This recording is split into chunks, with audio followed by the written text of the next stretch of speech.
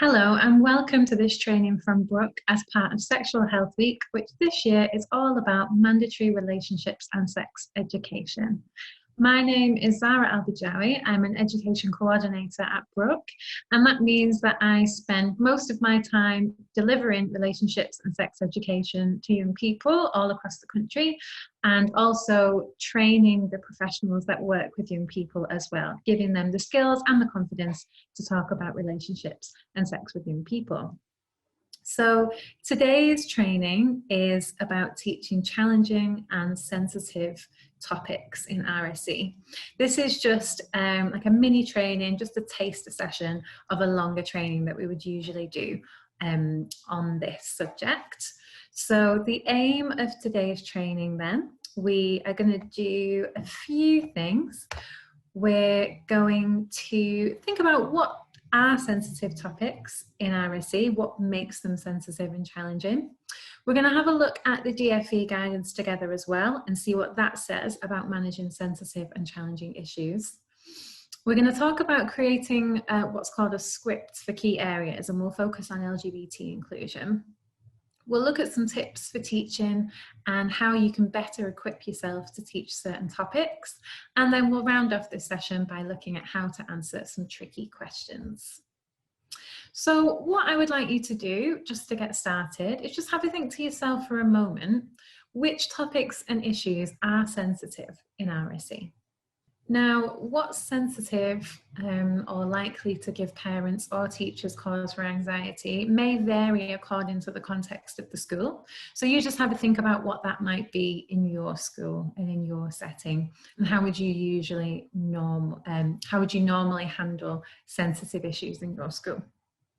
Okay, so following discussions with teachers, these are some of the topics that they have found sensitive and challenging. These are the ones that tend to come up again and again when we ask them. So firstly, LGBT topics and just generally being inclusive. Pleasure is one that people seem to struggle with. Now, if you've read the DfE guidance on RSE, you'll notice that sexual pleasure isn't actually in there. Which is why some people struggle with how to deliver it. Because if we are approaching RSE from a sex positive point of view, from a rights-based point of view, we want to be mentioning sexual pleasure sort of woven throughout our RSE delivery. A lot of teachers say sexual activity itself, so explaining what is sex, different types of sex, not knowing how explicit to be and how to be explicit but also be appropriate. Pornography is another one that lots of teachers have told us they find challenging. And finally, sex and the law, and abortion in particular. So maybe some of those are similar to the ones that you were thinking of when I asked you to think of what you find challenging or sensitive. So why are these topics sensitive then? It might be because, firstly, there's a range of religious, cultural and moral views or objections to a particular issue and topic. So that might be something that personally a teacher or facilitator finds difficult. But it also might be because they know and anticipate that a lot of views and maybe opposing views are going to come up in the classroom when they discuss that topic. So it could be a lack of confidence and skills in resolving and managing the range of views that come up when teaching a topic. Something we hear a lot as well is that there's a fear of getting things wrong. And if I say the wrong thing, then I might get into trouble or I might make things worse. That's a really common worry. So if you do feel like that, please don't worry, it's very normal. Teachers require training and support in these areas. It's not fair that people are just expected to teach RSE. It's a complex area with lots of knowledge to learn and lots of skills that need building. So that is the purpose of trainings like this one. So what I would just like to invite you to do is, when you were thinking about some of those topics, I'd like to invite you to just take some time to explore and understand why that topic might be sensitive, why you might find it challenging. And if you do, just take the time to really unpack that for yourself. that will be a good way to find the most constructive way forward.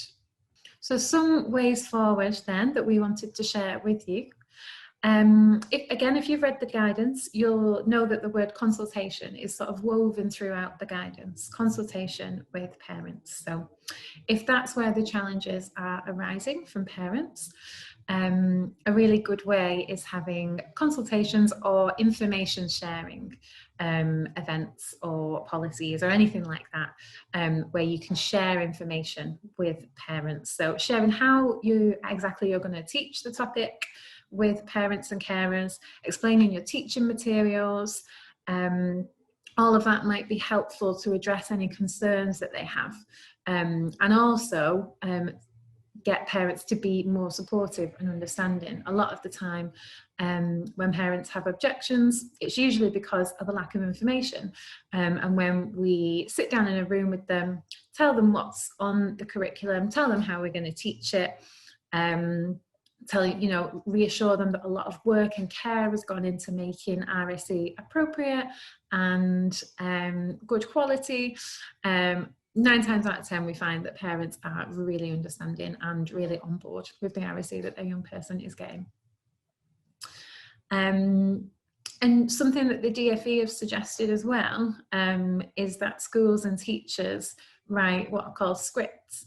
And they can be used to give parents and teachers confidence to approach a specific topic. So the aim of a script on a specific PSHE topic is to provide a clear framework for how the topic is going to be approached and taught. And so once you've got the script, it can be applied consistently and it can be communicated consistently to everyone in the school community. So basically your script outlines your position on a certain topic and how it should be taught. So some tips for creating scripts then, develop them as a team. So there should be a team effort. The more eyes on it, the better, and allow enough time. So really take the time to understand and address the issues. It might not be something that you solve in one meeting for some topics. It might be, but for others, they might need drafting and redrafting and refining. So make sure get feedback from the whole team and take the time to do it. So we will have a look at some sample scripts from the DFE in a second. But what we'll do first is we will have a look at what the guidance says about a couple of things. So LGBT inclusion and then religion. So first of all, let's see what the statutory guidance says on LGBT inclusivity, as that is one of the main topics that come up for us when we're asking teachers what they find difficult to teach. So the guidance says that schools should ensure that all of their teaching is sensitive and age appropriate. It also says that we need to ensure LGBT content is fully integrated into programmes of study for this area and for this curriculum. And what that means is that LGBT topics shouldn't be taught as a standalone session. So this is your LGBT lesson and then that's it. We don't mention it for the rest of RSE. Rather, it should be fully integrated into RSE. So for example, when we're describing types of sex, we have a wide definition of what sex is. It's not just sexual intercourse, because that would exclude anyone outside of a male-female sexual relationship. When we're talking about relationships, it means that we are not falling into the default of thinking that we're only talking about heterosexual relationships. So just weaving it through all of our lessons and integrating it rather than keeping it as a separate or bolt-on subject. So there's an expectation, the guidance says, that all pupils will have been taught LGBT content at a timely point as part of this area of the curriculum. Now the guidance doesn't say what that timely point is, so there is flexibility there for schools to respond to the need of their pupils. So let's have a look at what the guidance says about religious considerations then. So it says, in all schools, the religious background of all pupils must be taken into account. The guidance also does specify that schools with a designated religious ethos can teach the faith perspective on any topic. So that's interesting. Schools can teach RSE from their faith's perspective and their faith's teaching on that. They just need to make sure that the content set out in the statutory guidance is still covered.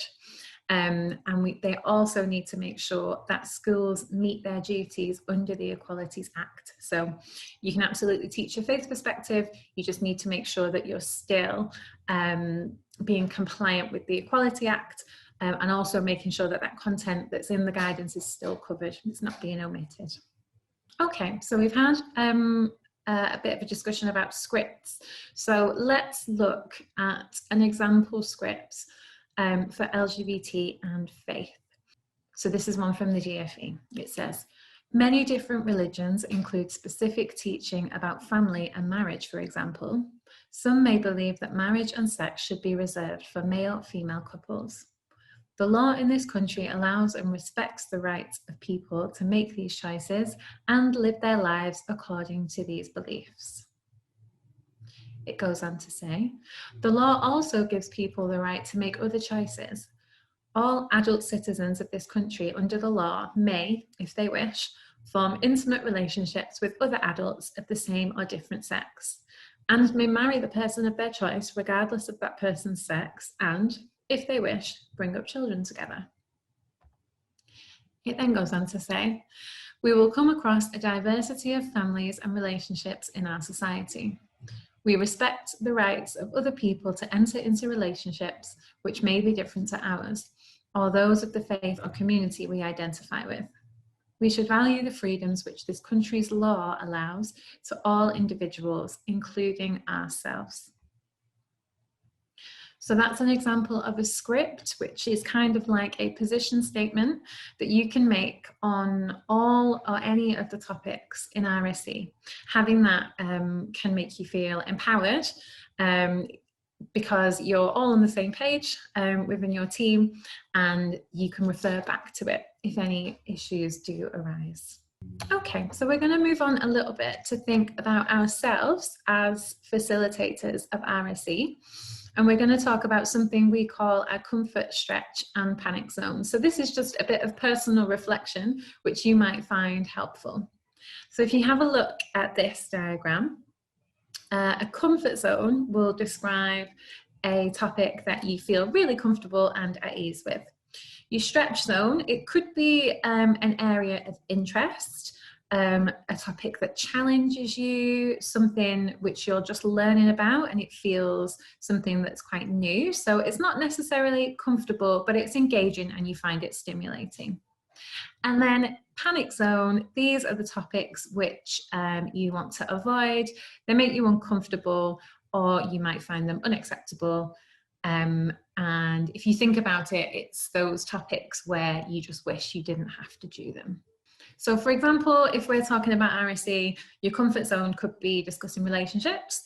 Your stretch zone could be contraception, because maybe you are learning about it still and you don't know all the options available. And your panic zone might be pornography, because you just find it really uncomfortable and don't want to talk about it with young people. So again, what I'm going to ask you to do now is just invite you to think about what your comfort zone is, your stretch zone and your panic zone. So your stretch and your panic zones might be because you don't have the right resources to be able to deliver that topic right now. It could just be because you've got very little knowledge on a particular topic. You've never had to discuss it before or teach it before.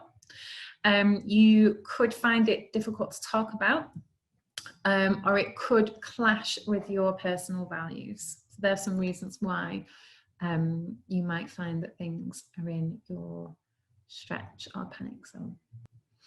So just a note about these zones then. Everyone's unique to them. They're not fixed, so they change over time.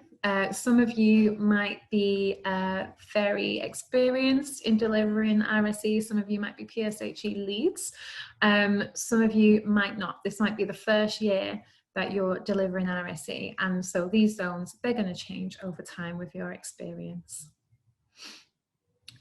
Staying in our comfort zone can feel really nice and can feel really safe, but there's not very much learning there. So committing to move into your stretch zone will increase the size of your comfort zone.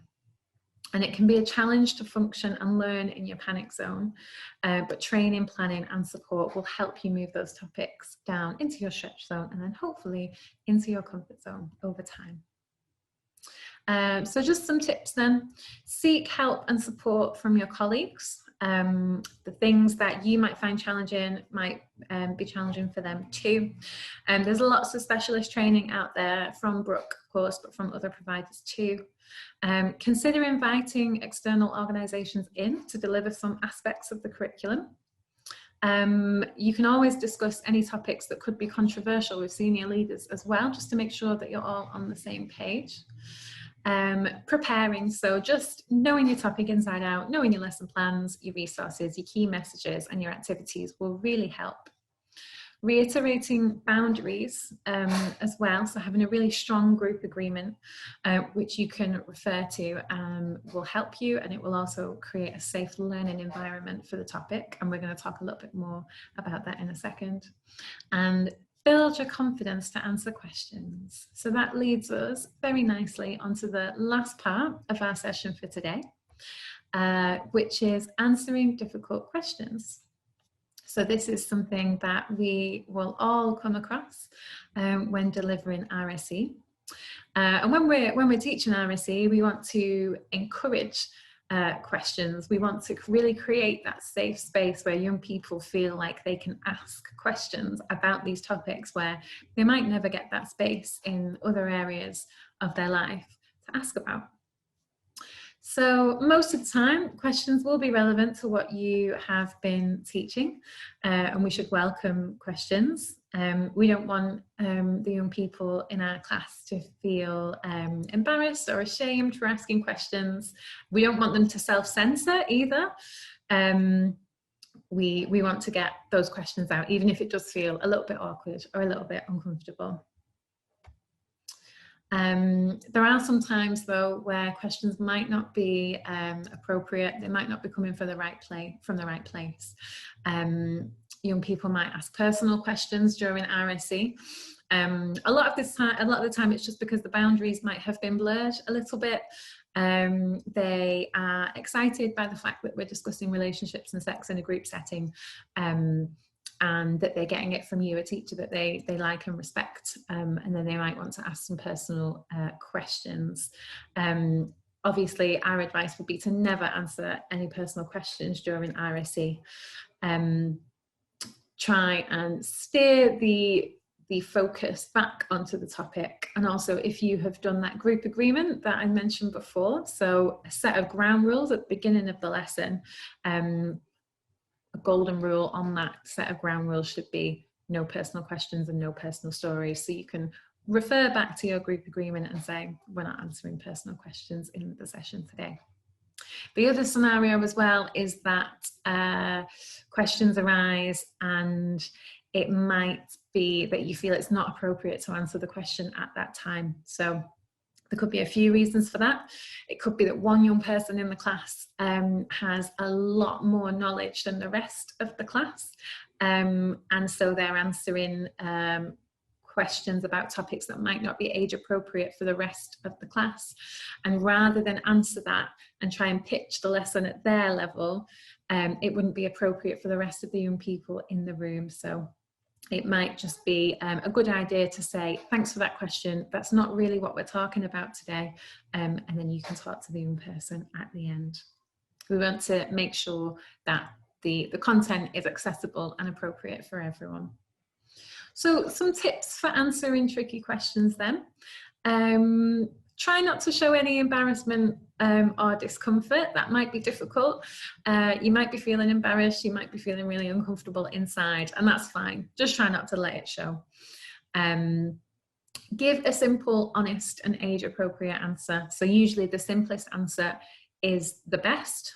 Sometimes we can want to give lots and lots of information, but don't give any more information than what's been asked for. So just a nice, simple answer. Like I said before, judge whether the question should be answered or not. We don't want to shut down young people unnecessarily, but if it's not appropriate or it's going to make other young people in the class feel uncomfortable because it's not what the session was particularly on that day, it's fine to just deflect and then talk to that young person after. So if you're still unsure about answering tricky questions, young people really appreciate honesty. So it's absolutely fine to say, actually, I'm not sure about the answer to that one. Let me research it for you and I'll get back to you next lesson. And that's a much better approach than trying to come up with an answer on the spot. Also, having a whole school approach about answering questions as well is a really good idea. So reinforcing the messages in RSE across the curriculum and having those position statements or those scripts as well will really help with that.